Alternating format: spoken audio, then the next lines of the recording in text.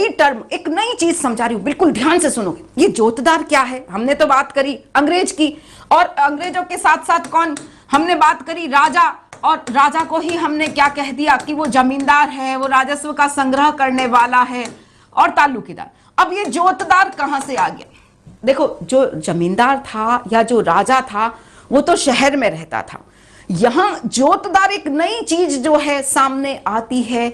जोतदार, पहले ये क्वेश्चन आ सकता है जोतदार का उदय कब हुआ? हमने क्या पढ़ी? 1793 में ये व्यवस्था लागू हुई, ठीक है ना, यानी 18वीं शताब्दी। 18वीं शताब्दी के अंत में हम देखते हैं कि एक नई चीज हमारे सामने आती है, जोतदार नाम की। जोतदार कौन थे?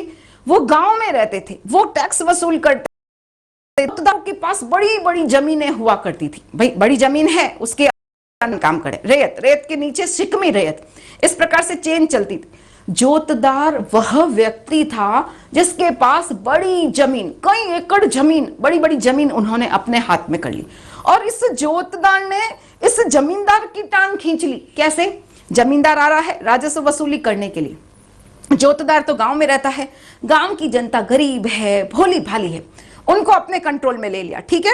और जैसे ही जमींदार के अधिकारी आ रहे हैं, अमला आ रहा है पैसा लेने के लिए, वो जानबूझकर जनता को कहते कि तुम रेत क्या करो, तुम टैक्स दो ही मत। अब जब टैक्स जमा नहीं होगा तो जमीन नीलाम हो जाएगी, सूर्यास्त कानून है, और जैसे ही नीलाम होगी मैं खरीद लूंगा।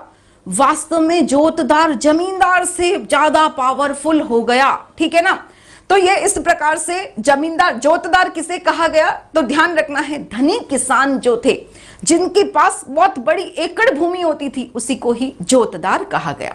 और ये जोतदार कहां रहता था? ये गांव में रहता, गांव के लोगों से सीधा टच में रहता था, और इसी वजह से उनको भड़का देता। किसके खिलाफ? जमींदार के खिलाफ। तुम टैक्स मत देना, जब टैक्स नहीं दोगे, जमा नहीं हो पाएगी, लगान नहीं मिलेगा, तो उसकी जमीन नीलाम हो जाएगी, और जिस समय नीलामी होगी मैं जाऊंगा और उसे खरीद लूंगा। इसीलिए जोतदार जमींदार से ज्यादा पावरफुल हुए।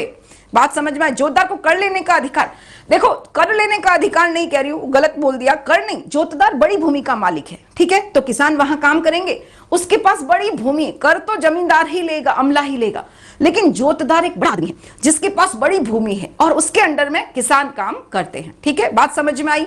हाँ, 18वीं शताब्दी के अंत में हुआ, जहां एक और जमींदार बेचारे खतरे में हैं। क्यों? क्योंकि सूर्यास्त कानून है। उधर ये बहुत फायदे में है, क्योंकि ये उस जमीन को छीन लेते थे। बात समझ में आई?